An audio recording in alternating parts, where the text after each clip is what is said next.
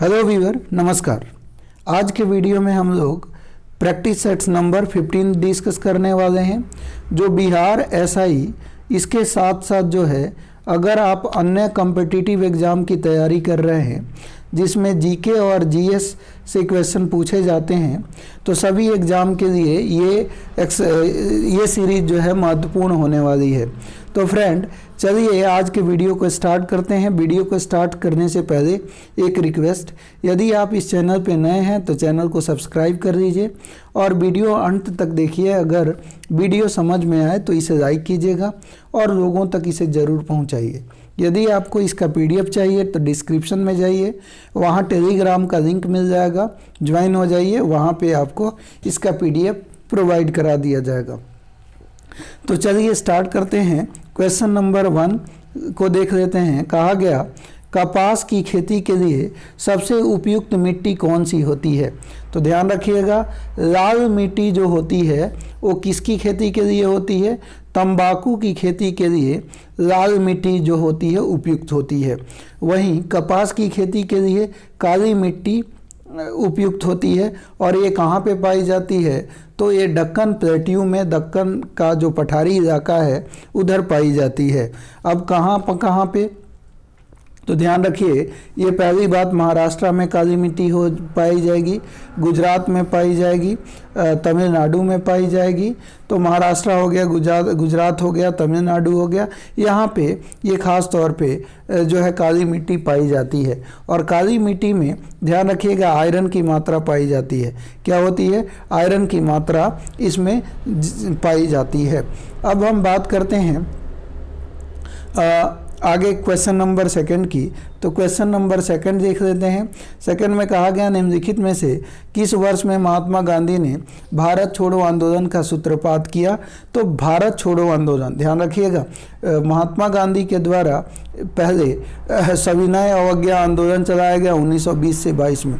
यहाँ पे 22 में इन्होंने चौरी चौरा एक कांड हो गया और रिजल्ट हुआ कि उसमें जो है वो जो है चौरी चौरा गोरखपुर के पास एक जगह है, वहाँ से महात्मा गांधी की ये जो है आंदोलन गुजर रहा था, लोग साथ में थे।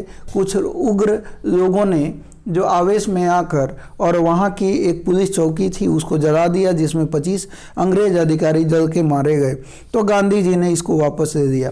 तो ये गांधी जी ने भारत छोड़ो सविनय अवज्ञा आंदोलन, असहयोग आंदोलन। तो जब असहयोग आंदोलन की बात करेंगे 1920 से 22 में, फिर आपका हो जाएगा सविनय अवज्ञा आंदोलन की बात करेंगे तो ये 1931 में इन्होंने शुरू किया, 12 अप्रैल 1931 से शुरू किया।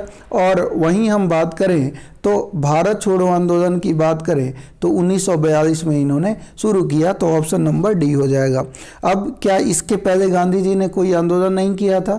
तो ध्यान रखिएगा 1917 में गांधी जी 9 जनवरी, आपको पता है कि 1915 को भारत में वापस आते हैं और इसको प्रवासी दिवस के रूप में हम लोग मनाएंगे। और 1917 में जो है गांधी जी पहला एक आंदोलन चलाते हैं भारत में, जिसको भारत में बिहार में ये जाते हैं। बिहार में एक डिस्ट्रिक्ट है जिसे चंपारण बोलते हैं। तो वहाँ पे किसानों की स्थिति जो है बहुत ही बदतर है। वहाँ पे 3 गठिया पॉलिसी जो है अंग्रेज़ों के द्वारा लाई गई है। इसलिए वहाँ का एक किसान है राजकुमार शुक्ला, और वो जो है गांधी जी को इनवाइट करते हैं। मुस्लिम लीग का जो लखनऊ पैक्ट हुआ था, जिसमें कांग्रेस और मुस्लिम लीग के बीच में सुलह हुई थी 1916 में। तो कांग्रेस और मुस्लिम लीग के बीच सुलह हुई। इसी में राजकुमार शुक्ला और महात्मा गांधी की मुलाकात होती है। महात्मा गांधी से राजकुमार शुक्ला जो है वो रिक्वेस्ट करते हैं और किसानों की दयनीय स्थिति को बताते हैं। महात्मा गांधी उनकी बात मान लेते हैं और वो 1917 में ये चंपारण जाएंगे और वहाँ पे चंपारण में जो है प्रथम सत्याग्रह, भारत में गांधी जी का पहला सत्याग्रह शुरू होगा, जिसे चंपारण मूवमेंट्स के नाम से, चंपारण आंदोलन के नाम से जाना जाता है। तो इसका आंसर हो जाएगा फ्रेंड, अगर गांधी जी की हम बात करें तो 1942 में। अब गांधी जी की बात कर रहे हैं तो गांधी जी के बारे में कुछ और चीज़ें मैं बता दूं, ध्यान रखिएगा। अंग्रेज़ों के द्वारा इन्हें केसर ए हिंद का टाइटल दिया गया था। किसका टाइटल दिया गया था? केसर ए हिंद का टाइटल इनको अंग्रेज़ों के द्वारा दिया गया था। और जलियांवाला बाग जो हत्याकांड होता है 13 अप्रैल 1919 को, ये जलियांवाला मस्केर कब होगा? 13 अप्रैल 1919 को। इसे क्षुब्ध होकर महात्मा गांधी ने जो है केसर हिंद का टाइटल अंग्रेज़ों को वापस कर दी। अब महात्मा गांधी के बारे में हम बात कर लेते हैं। तो महात्मा गांधी ने, ध्यान रखिएगा कि महात्मा गांधी की जब हम बात करते हैं तो 1921 में इन्हें टाइम पर्सन ऑफ, माफ़ कीजिएगा 1921 में नहीं, 1930 में, अगर बोला जाए महात्मा गांधी जी को 1930 में Time person of the year, किसका? Time person of the year के रूप में इन्हें चुना गया था। तो ध्यान रखिएगा। अच्छा, अगर आपसे बोला जाए कि नोबेल जो पुरस्कार है, जो पुरस्कार है नोबेल प्राइज शांति के क्षेत्र में भी दिया जाता है, तो क्या महात्मा गांधी को दिया गया है? तो आंसर हो जाएगा बिल्कुल नहीं। महात्मा गांधी को 5 बार जो है ये नॉमिनेशन की बात हुई थी, 5 बार जो है इनका नाम भेजा गया था, लेकिन इनको नोबेल पुरस्कार नहीं मिली। लेकिन बाद में जो उसके ऑर्गेनाइजर हैं उन्होंने जो है एक प्रेस रिलीज जारी किया था, जिसमें कहा था कि गांधी जी को नोबेल पुरस्कार न देना हमारी संस्था की सबसे बड़ी भूल थी। ये भी याद रखिएगा। अब गांधी जी की बात ही हम कर रहे हैं तो गांधी जी की बात करें तो गांधी जी के 4 पुत्र थे। कितने पुत्र? 4 पुत्र। लेकिन 5वां पुत्र जो है जमुना लाल बजाज को कहा जाता है, ये भी बात याद रखिएगा। गांधी जी की बात कर रहे हैं तो ध्यान रखिए, अगर गांधी जी की हम बात करें तो ध्यान रखिएगा, गांधी जी जो है इनके नाम पर 3 दिवस मनाया जाता है। एक गांधी जयंती 2 अक्टूबर को, 9 जनवरी को भारतीय प्रवासी दिवस, और हम बात करें 30 जो है जनवरी को शहीद दिवस के रूप में मनाते हैं। वहीं हम गांधी जी की बात करें तो ध्यान रखिए कि गांधी जी ने दांडी मार्च जो है वो दांडी मार्च की यात्रा कर नमक कानून को तोड़ा था। कब किया था? तो 6 अप्रैल 6 मार्च को इन्होंने जो है ये यात्रा 6 मार्च 1930 को इन्होंने शुरू की थी, और जो है 12 अप्रैल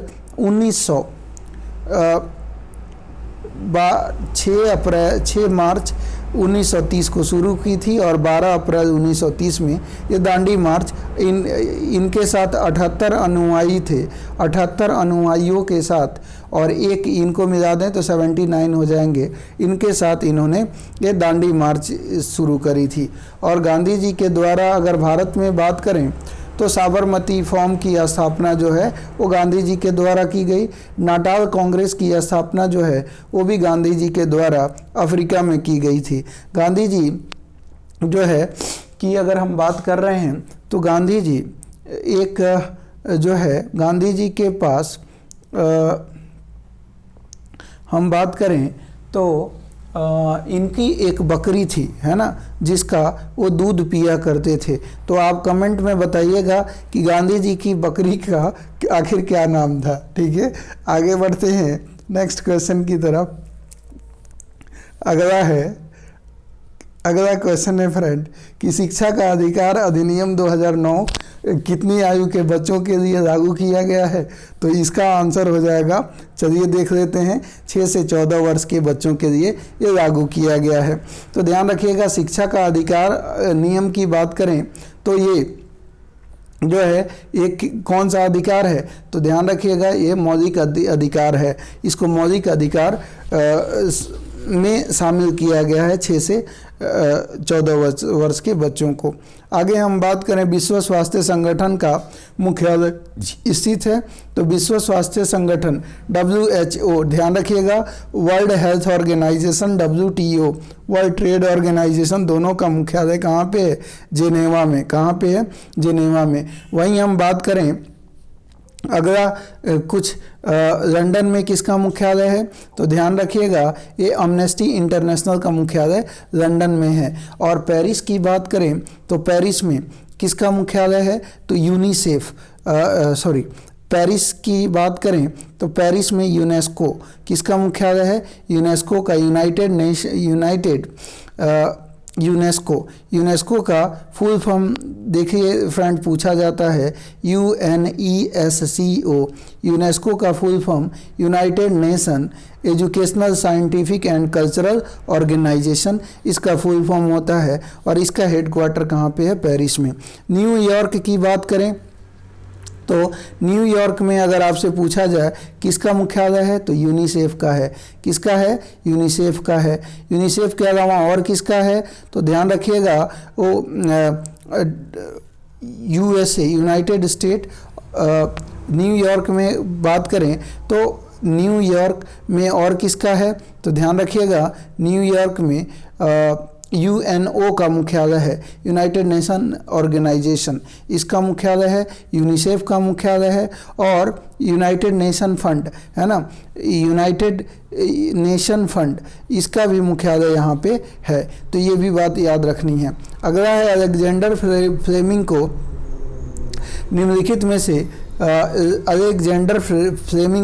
निम्नलिखित में से किस खोज का श्रेय दिया जाता है?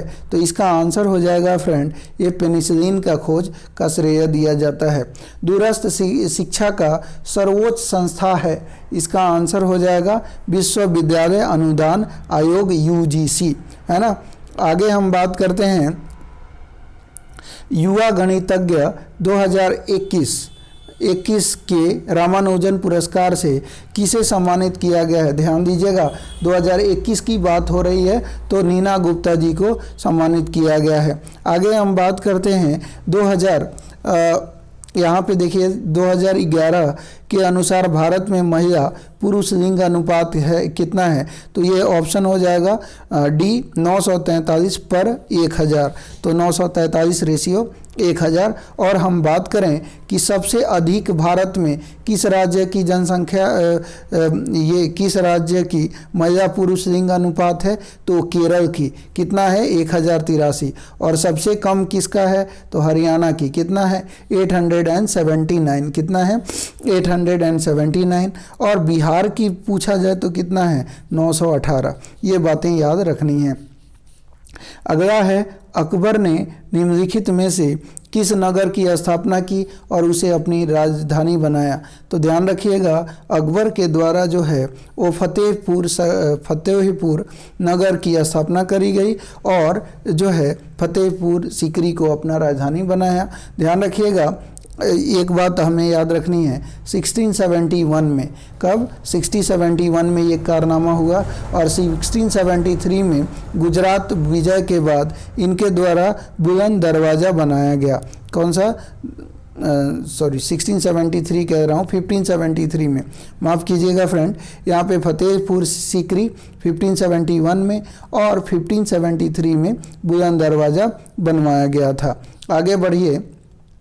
अगला है कि प्राचीन काल में गुप्त वाकटक काल की प्रसिद्ध महिला शासिका निम्नलिखित में से कौन थी? तो प्रभावती थी। अधिकार परीक्षा का अर्थ क्या होता है? तो किस अधिकार से?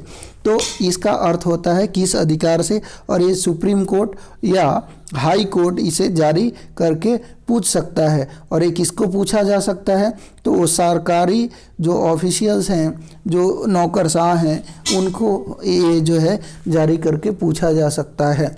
और आगे हम बढ़ते हैं। अगला क्वेश्चन है, यस कोई ज़रूरी नहीं है, ये निजी व्यक्तियों को भी ये जो है जारी किया जा सकता है कोर्ट के द्वारा। अगला आइए नेक्स्ट क्वेश्चन की बात करें तो कहा गया एक्साइज ड्यूटी लगाई जाती है, तो आंसर हो जाएगा फ्रेंड एक्साइज ड्यूटी वस्तुओं के उत्पादन पर लगाई जाती है। किस मामले में सर्वोच्च न्यायालय ने संविधान का आधारभूत ढांचा का सिद्धांत प्रतिपादित किया था? तो इसका आंसर हो जाएगा ऑप्शन नंबर आधारभूत ढांचा का सिद्धांत प्रतिपादित किया था।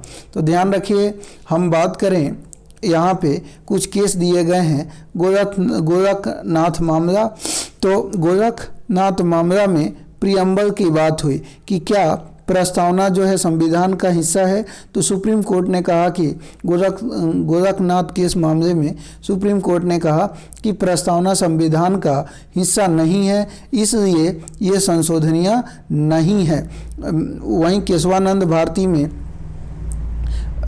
ये कहा गया कि ये संविधान का हिस्सा है और ये संशोधनीय है। और मिनर्वा मिल्स मामले में भी कहा गया कि संविधान का हिस्सा है, लेकिन ये संशोधनीय है। दोनों में कहा गया संविधान का हिस्सा है, संशोधनीय है, बट ध्यान रहे कि इसका जो ढांचा है, आधारभूत ढांचा, वो संशोधनीय नहीं है, उसमें वो परिवर्तनीय नहीं है, उसमें चेंज नहीं किया जा सकता। तो आंसर हो जाएगा आपका केशवानंद भारती केस में ये बात कही गई। अगला है, नेक्स्ट क्वेश्चन की बात करते हैं। कहा गया केंद्रीय बैंक का कार्य करती है, तो केंद्रीय बैंक का कार्य किसके द्वारा किया जाता है? रिजर्व बैंक ऑफ इंडिया के द्वारा। बिहार का प्रसिद्ध पर्व क्या है? तो आंसर हो जाएगा छठ पूजा। अगला क्वेश्चन की बात करेंगे, क्वेश्चन नंबर 16, भारतीय अर्थव्यवस्था है, तो भारतीय अर्थव्यवस्था क्या है?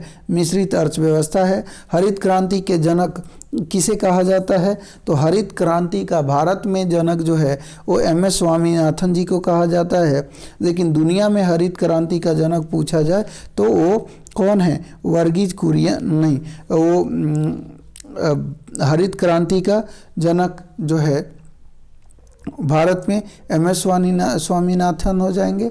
और पूरी दुनिया में अगर हरित क्रांति का जनक हमारे नॉर्मन बोरलॉग जी हो जाएंगे। आगे बढ़ते हैं, तो यहाँ पे ऑप्शन नंबर बी हो जाएगा, क्योंकि यहाँ पे नॉर्मन बोरलॉग की बात नहीं करी जा रही है।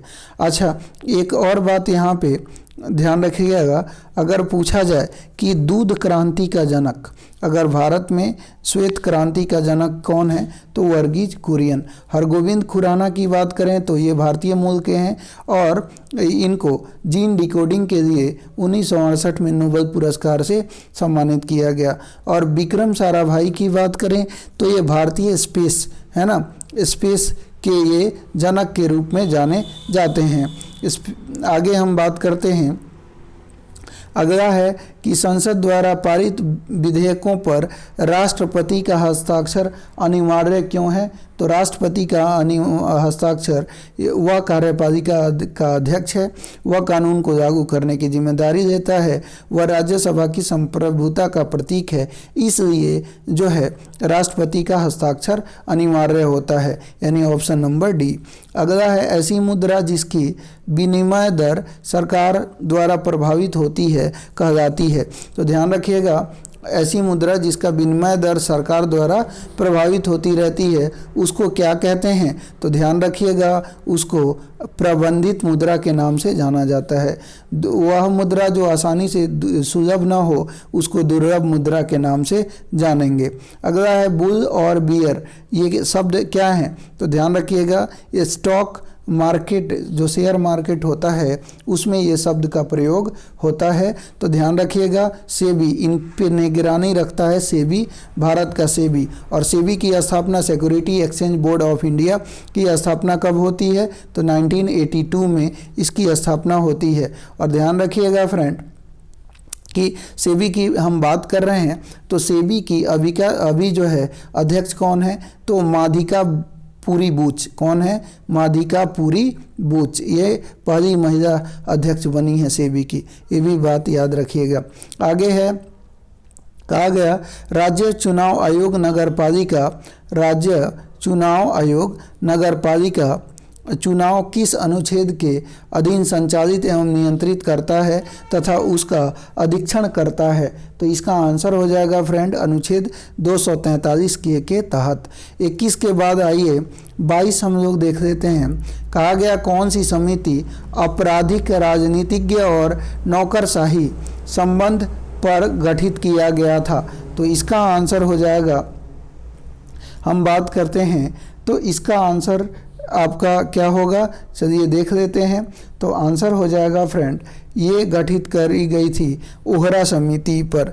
अगला है कि बिहार का वह जिला कौन है जहां महिलाओं की संख्या पुरुषों से अधिक है? तो ये आ जाएगा आपका गोपालगंज जिला। भारत सरकार ने निम्नलिखित में से किस शासक से अपना प्रतीक लेकर अपनाया है? तो ध्यान रखिएगा, ये अशोक से ये प्रतीक को अपनाया गया है। आगे हम बढ़ते हैं। कहा गया दीपावली घोषणा किसने और कब की? तो दीपावली घोषणा की हम बात करें तो ये किया गया था, याद रखिएगा 1929 में इरविन के द्वारा। किसके द्वारा? इरविन के द्वारा। तो गांधी इरविन पैक्ट पूछा जाता है कि गांधी इरविन पैक्ट जो हुआ वो कब हुआ था? तो ध्यान रखिएगा 5 मार्च 1932 को गांधी इरविन पैक्ट हुआ था। आगे हम बात करें तो ध्यान रखिए, अगला है कि यहाँ से ध्यान रखिएगा गोलमेज सम्मेलन, प्रथम जो गोलमेज सम्मेलन हुआ था वो 1930 में हुआ था। दूसरा जो है गोलमेज सम्मेलन जो हुआ था 1931 में हुआ था, और इसी में गांधी इरविन समझौता हुआ, और इसी में गांधी जी जो है वो कांग्रेस की तरफ से जो है वो गोलमेज सम्मेलन में जो इंग्लैंड में आयोजित हो रहा था वहाँ वो इन्होंने भाग लिया, और 1932 में तीसरा गोलमेज सम्मेलन हुआ। ध्यान रखिएगा, पूछा जाता है कि कौन ऐसा व्यक्ति था जो सभी गोलमेज सम्मेलन में हिस्सा लिया था? तो ये वो थे हमारे डॉक्टर B.R. अम्बेडकर साहब। कौन थे? B.R. अम्बेडकर साहब, और एक और सज्जन थे जिनका नाम था, क्या नाम था? तो ध्यान रखिएगा इनका मदन मोहन मालवीय। कौन थे? मदन मोहन मालवीय। और मदन मोहन मालवीय ने 1916 में एक BHU बनारस हिंदू यूनिवर्सिटी की आधारशिला रखी। इन्होंने BHU की स्थापना करी। तो ये भी जो थे इसमें शामिल थे। आगे आइए, अगला है, यहाँ पे कहा गया कि प्राचीन पुस्तक इंडिका किसने लिखी है? तो मेगास्थनीज के द्वारा लिखी गई है। फ्रांसीसी क्रांति का नारा क्या था? तो इसका आंसर हो जाएगा स्वतंत्रता, समानता और बंधुता। तो ध्यान रखिएगा, जब प्रियम्बल की बात करते हैं तो स्वतंत्रता, समानता और बंधुता हमने कहाँ से लिया है? तो ये लिया है फ्रांसीसी क्रांति से ये नारा दिया है। आगे हम बात करें, अगला है, कहा गया विश्व का सबसे बड़ा द्वीप कौन सा है? तो आंसर हो जाएगा फ्रेंड ये ग्रीनलैंड। भारत के राष्ट्रपति के बारे में क्या असत्य है? तो इसका आंसर हो जाएगा कार्यकाल इनका 8 साल का होता है। बिल्कुल असत्य है ना, 5 साल कार्यकाल होता है। अगला है स्वतंत्र भारत के प्रथम भारतीय गवर्नर जनरल कौन थे? तो इसका आंसर हो जाएगा फ्रेंड C राजगोपालाचारी साहब थे भारतीय गवर्नर जनरल। लेकिन पूछा जाए गवर्नर जनरल स्वतंत्र भारत के प्रथम कौन थे? तो माउंटबेटन हो जाएंगे। दिलवाड़ा का जैन मंदिर का निर्माण किसने करवाया था? पहली बात यह है कहाँ? तो राजस्थान में। राजस्थान में कहाँ पे? माउंट आबू पे। और इसको माउंट आबू कहाँ पे है? तो अरावली पर्वत पे। कहाँ पे? अरावली पर्वत पे। और पूछा जाए कि ठीक है आप इनकी बात कर रहे हैं तो चलिए ये बताइए कि इसका निर्माण किसके द्वारा कराया गया था? तो दिलवाड़ा का जैन मंदिर की बात करें तो इसका निर्माण जो है वो ध्यान रखिएगा चालुक्यों ने करवाया था। अगला है जी, राष्ट्रपति को निम्नलिखित में से शपथ कौन दिलाता है? तो इसका आंसर हो जाएगा ये प्रधानमंत्री दिलाता है। राष्ट्रपति को निम्नलिखित में से शपथ कौन दिलाता है? तो आंसर हो जाएगा फ्रेंड राष्ट्रपति को जो शपथ जो है वो भारत का मुख्य न्यायाधीश दिया जाता है। और भारत के मुख्य न्यायाधीश को शपथ कौन दिया जाता है? तो भारत का राष्ट्रपति दिया जाता है। ये बात ध्यान रखना है। और हम बात करें यहाँ पे देख लीजिए, प्रधानमंत्री को शपथ कौन दिया जाएगा? तो भी भारत का राष्ट्रपति दिया जाएगा। और अटॉर्नी जनरल ऑफ इंडिया को शपथ कौन दिया जाएगा? तो वो भी जो है भारत का राष्ट्रपति दिया जाएगा। महाधिवक्ता जो होता है राज्य में होता है, और इसको कौन शपथ दिया जाता है? तो गवर्नर दिया जाता है। ये बात ध्यान रखना है। 32 के बाद अगला क्वेश्चन नंबर 33 देख लेते हैं। कहा गया दोहरी शासन नीति को किसने समाप्त किया था? तो इसका आंसर हो जाएगा कैनिंग ने। किसने किया था? तो कैनिंग ने। दोहरी शासन नीति का मतलब वहाँ पे बंगाल में एक कठपुतली जो है, जाहिर सी बात है, नवाब बिठा रखा था और दूसरी तरफ अंग्रेज शासन कर रहे थे, ब्रिटिश। तो ये काफ़ी अच्छे समय तक चला, लेकिन कैनिंग आया तो इसको ख़त्म कर दिया। यही बात यहाँ पे कही गई है। अगला है हरियाणा सरकार 1857 के विद्रोह के शहीदों को सम्मानित करने के लिए निम्नलिखित में से किस स्थान पर 300 करोड़ का स्मारक संग्रहालय बना रही है? तो इसका आंसर हो जाएगा फ्रेंड अम्बाला में। पेरियार परियोजना किस राज्य में है? तो पेरियार की जब हम बात कर रहे हैं तो ये किस राज्य में है? तो आंसर हो जाएगा ये राज्य केरल में है। पेरियार डैम अगर पूछा जाए तो कहाँ पे है?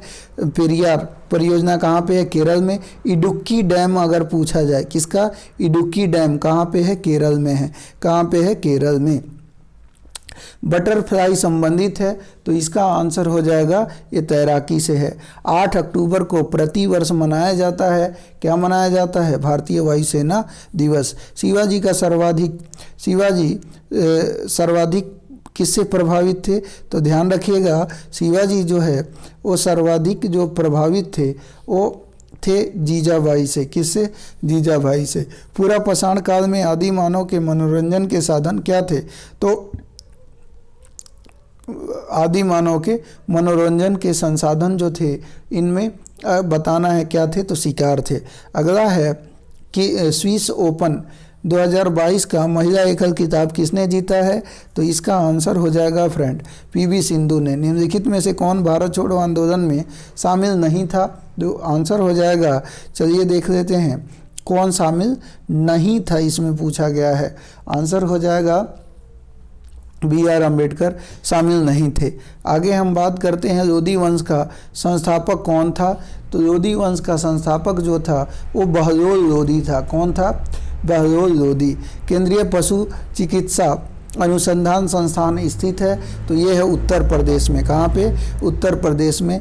तमिलनाडु में जाड़ों में वर्षा क्यों होती है? तो इसका आंसर हो जाएगा कि उत्तर पूर्व मानसून से ये वर्षा होती है। 44 के बाद 45 क्वेश्चन देख लेते हैं। कहा गया मीनबाक्कम अंतर्राष्ट्रीय हवाई अड्डा किस राज्य में स्थित है? तो मीनबाक्कम अंतर्राष्ट्रीय हवाई अड्डा तमिलनाडु में स्थित है। हर्ष की आत्मकथा निम्नलिखित में से किसने लिखी थी? वाण भट्ट ने लिखी थी। अगला है ग्लोबल हंगर इंडेक्स 2021 में भारत को कौन सा स्थान प्राप्त है? तो आंसर हो जाएगा ग्लोबल हंगर इंडेक्स की बात हो रही है तो ध्यान रखिएगा ये स्थान 101वां स्थान पर प्राप्त है। 5 राज्यों के चुनावी परिणाम से संबंधित निम्न कथनों पर विचार कीजिए। तो आंसर होगा फ्रेंड, चलिए विचार करते हैं। तो यहाँ पे कहा गया है कि इन 5 राज्यों में गोवा, मणिपुर, पंजाब, उत्तराखंड, उत्तर प्रदेश शामिल हैं। सही है। पंजाब में राज्य की कुल 117 विधान सीटों में सर्वाधिक 92 सीटें आम आदमी पार्टी ने जीती हैं और उत्तर प्रदेश में 48 महिलाओं ने चुनाव जीता और उत्तराखंड में राज्य की कुल 70 विधानसभा सीटों में से सर्वाधिक 47 सीटें भाजपा जीती। तो यहाँ पे अगर हम बात करें तो उपरोक्त सभी कथन यहाँ पे सत्य हैं। अगला है नेक्स्ट क्वेश्चन देखेंगे।